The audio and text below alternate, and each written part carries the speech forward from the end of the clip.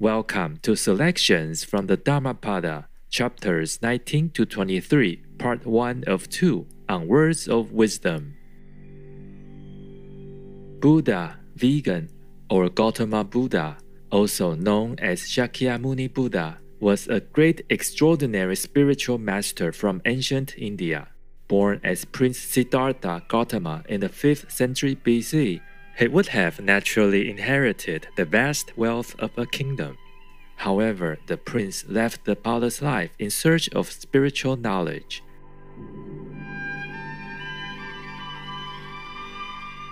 After years of contemplative seeking, the Buddha attained great enlightenment under the Bodhi tree. He then shared the merits of his practice by providing a method for other sentient beings to be freed from the cycle of death and rebirth. The rich treasury of Buddha's spiritual doctrine on universal truths is studied and revered to this day for its deep wisdom and compassion. Dhammapada means words of doctrine or a way of truth in Pali. It is also known as Fa-ju-jing in Chinese, 1부-법구경 in Korean, or Kim-fa-gu in Aulacese, also known as Vietnamese.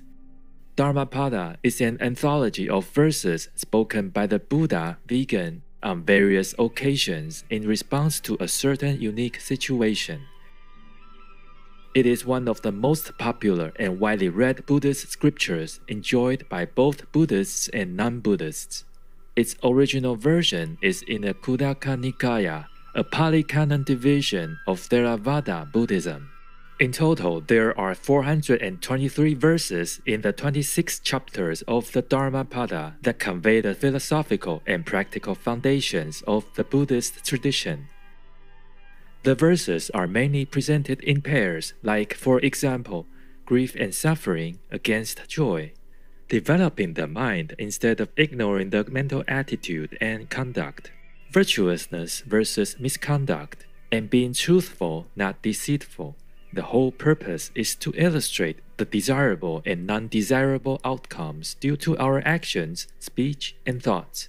The objective of the text is to guide one in leading a spiritual life by firstly attaining happiness in this life or in the future lives, and subsequently achieving spiritual liberation, freedom, and absolute peace.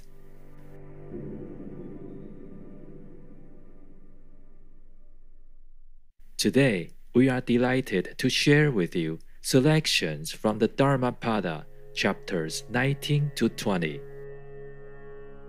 Chapter 19, The Just. A person is not just if they carry a matter by violence.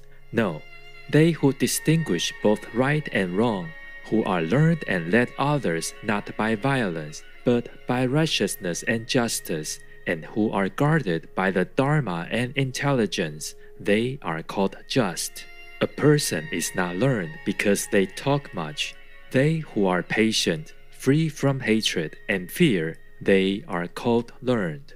A person is not a supporter of the Dharma because they talk much. Even if a person has learned little but sees the Dharma bodily, they are a supporter of the Dharma, a person who never neglects the Dharma.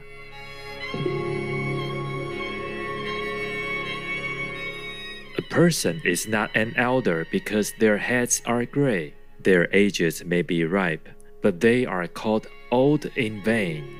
They in whom there is truth, virtue, love, restraint, moderation, they who are free from impurity and are wise, they are called an elder.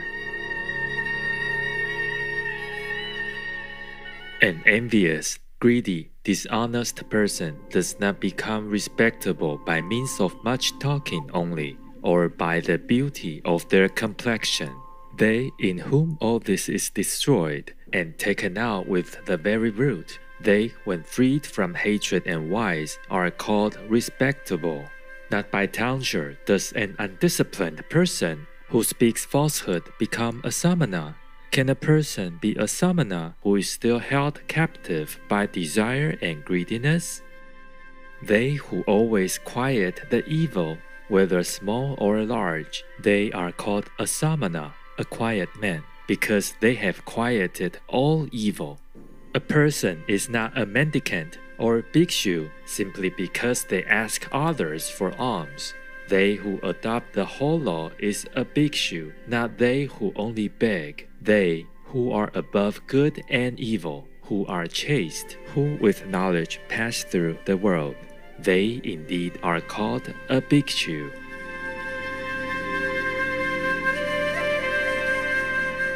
A person is not a muni because they observe silence if they are foolish and ignorant.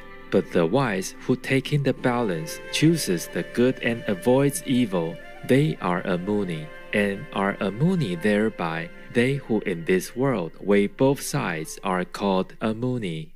A person is not an elect or arya because they injure living creatures, because they have pity on all living creatures, therefore is a person called arya.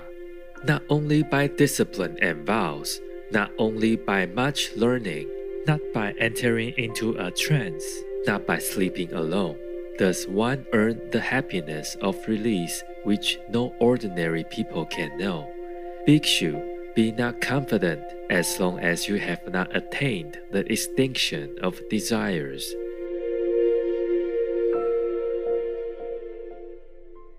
Chapter 20. The Way.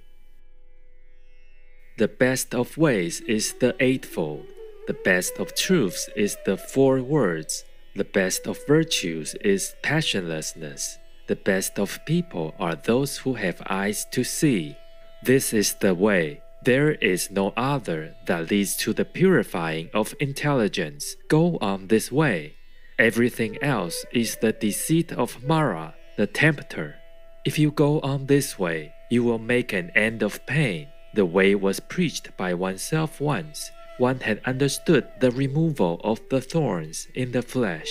You yourself must make an effort. The Tathagatas, Buddhas, are only preachers. The thoughtful who enter the way are freed from the bondage of Mara. All created things perish. They who know and see this become passive in pain. This is the way to purity. All created things are grief and pain. They who know and see this become passive in pain. This is the way that leads to purity.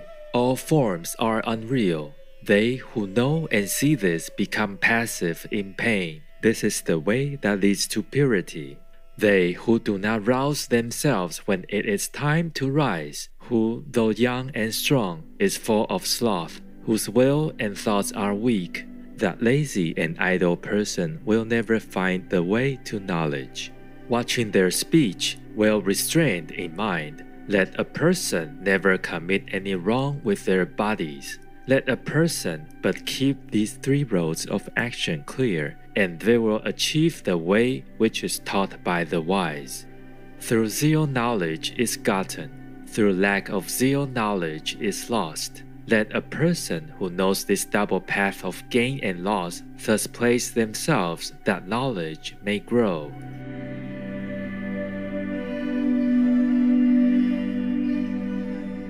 Cut down the whole forest of lust. When you have cut down both the forest of lust and its undergrowth, then, bhikshus, you will be rid of the forest and free. Cut out selfishness. Like an autumn lotus with your hand, cherish the road of peace. Nirvana has been shown by Sugata, Buddha. A wise and good person who knows the meaning of this should quickly clear the way that leads to nirvana.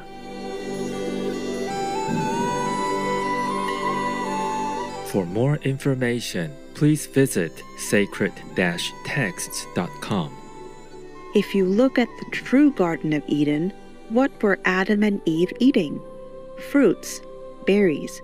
They weren't slaughtering the animals, but living amongst the animals, and everything was peaceful. Ingrid Newkirk, vegan.